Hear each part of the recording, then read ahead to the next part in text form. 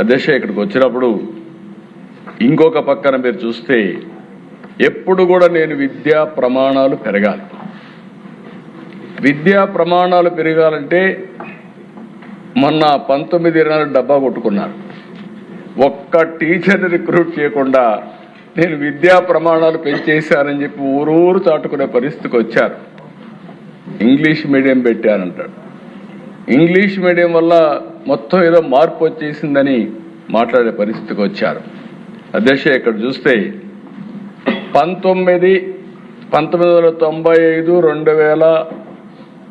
2024 ఇప్పుడు 25 వరకు మీరు చూస్తే 14 డిఎస్సీలు పెడితే 14 డిఎస్సీల్లో 11 డిఎస్సీలు నేను ముఖ్యమంత్రిగా ఉండే నిర్వహించాను అధ్యక్ష. 11 డిఎస్సీలు నేను గర్వపడుతున్నా. Every year DSC. ఈరోజు పనిచేసే టీచర్స్లో 80% నేను నిర్వహించిన డిఎస్సీల ద్వారా ఎంపికైన టీచర్లే ఈరోజు కాలేజీలో స్కూల్స్లో ఉన్నారు అధ్యక్ష. ఒక్కడొచ్చి ₹1 అవినీతి జరిగిందని ఎప్పుడు చెప్పిన సందర్భమే లేదు. నేను ఒకటే చెప్తాను అధ్యక్ష, నా జీవితంలో మళ్ళీ ఒకటి చెప్తున్నా, నేను ఈ సీట్లో కూర్చున్నంత వరకు ఎవడైనా ఎక్కడైనా తప్పు చేస్తే అదే చివరి రోజు ఆ వ్యక్తికి ఆ విషయం గుర్తుపెట్టుకోవాలి. తప్పుడు ఆరోపణలు చేసే వాళ్ళని ఏ విధంగా చేయాలో మనమే ఆలోచించుకోవచ్చు అధ్యక్ష. ఇంకో పక్కన అధ్యక్ష 1996 3 కేజీలు డ్రై రేషన్ తీసుకొచ్చాం. దేనికోసం అంటే ఈ పిల్లల్లో స్కూలుకు పంపకపోతే 3 కేజీలు బియ్యం ఇస్తే పిల్లల్ని పంపిస్తారు. డ్రై రేషన్ ఇచ్చిన రోజులు అవన్నీ. అక్కడి నుంచి ఇంకొక పక్కన అధ్యక్ష 2003లో మధ్యాహ్న భోజనం నాకు ఇప్పటికి కూడా జ్ఞాపకం ఉంది.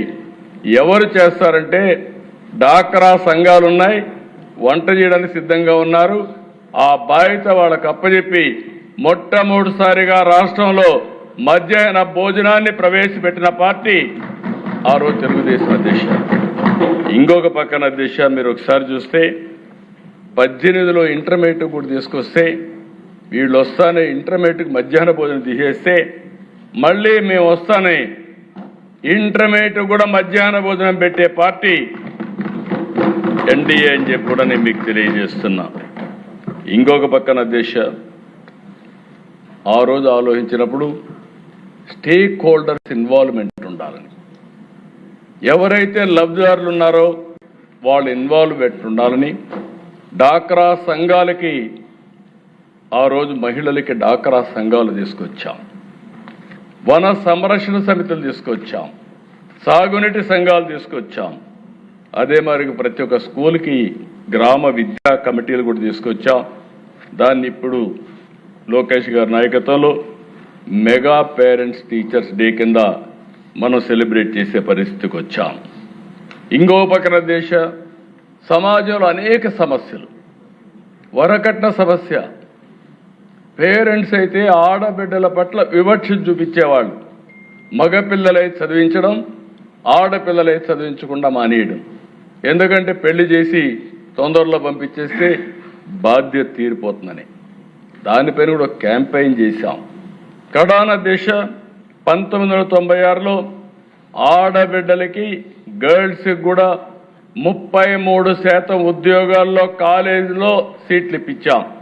చాలామంది నా దగ్గరకు వచ్చి ఒక మాట అన్నారు, మీరు 33% ఇస్తున్నారు, మెరిట్లో వస్తారు, 50 క్రాస్ అవుతారు, మేమేం కావాలంటే పర్వాలేదు, బ్యాక్లాగ్ ఉంది, ఆడపిల్లలను చదువుకోవాలని ప్రోత్సహిస్తే ఈరోజు నేను గర్వంగా చెప్తున్నా దేశ, ఎక్కడైనా చదువుకున్న ఉద్యోగాలు చేసేవాళ్ళు అడిగితే భార్య భర్త ఐటీ ప్రొఫెషనల్స్ అయితే ఎవరికి ఎక్కువ ఆదాయం వస్తుందంటే ఆడబిడ్డలకే ఎక్కువ ఆదాయం వచ్చే పరిస్థితికి వచ్చింది. అది ఆ రోజు చూపించిన చెరవ. దీనివల్ల వరకట్నాలన్నీ పూర్తిగా పోయినాయి, రివర్స్ కట్నం వచ్చే పరిస్థితికి వచ్చింది. ఇలాంటి వినూత్నమైన కార్యక్రమాలతో ముందుకు పోయాం.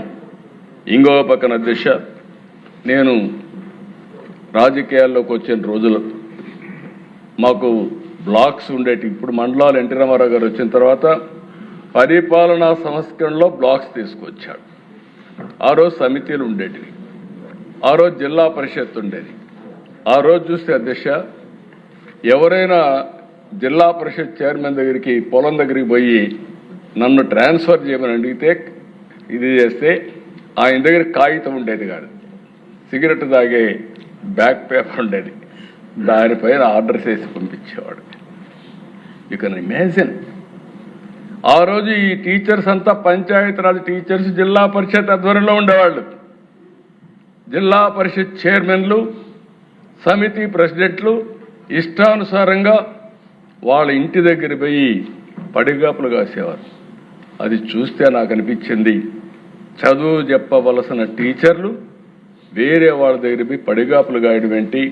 అందుకే ఫస్ట్ టైం అధ్యక్ష పర్ఫార్మెన్స్ అప్రైజల్ చేసి కౌన్సిలింగ్ విధానం తీసుకొచ్చి ఏ రాజకీయ నాయకుడి దగ్గరికి టీచర్ వచ్చే పని లేకుండా నేరుగా వాళ్ళ పనితనం పైన ట్రాన్స్ఫర్స్ తీసుకొచ్చాం.